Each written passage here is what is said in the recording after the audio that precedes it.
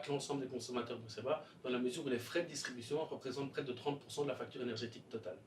Alors notre objectif, c'est de mettre en place un cadre régulatoire pertinent qui permet à l'ensemble des Bruxellois de bénéficier des tarifs les plus justes. En 2016, les tarifs de distribution ont été en légère hausse, de l'ordre de 5 € pour l'électricité et 7 € pour le gaz pour un client médian bruxellois. Cette hausse est relativement limitée et il faut aussi rappeler entre 2014 et 2015 que ces tarifs étaient en baisse.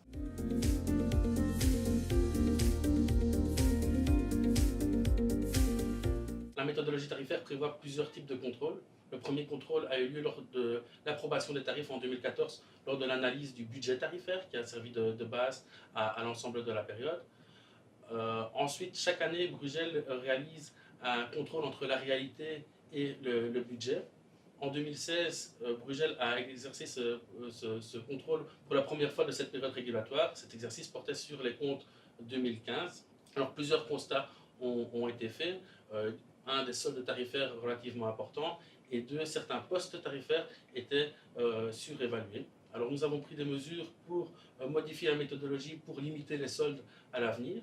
Et d'autre part, avec les gestionnaires de réseau, nous avons utilisé ces soldes pour baisser les tarifs de façon structurelle dès 2017.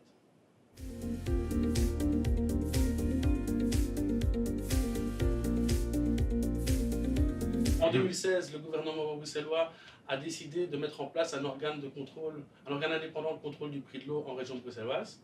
Alors en pratique, c'est Bruegel qui se verrait confier cette nouvelle compétence via l'élargissement de ses missions.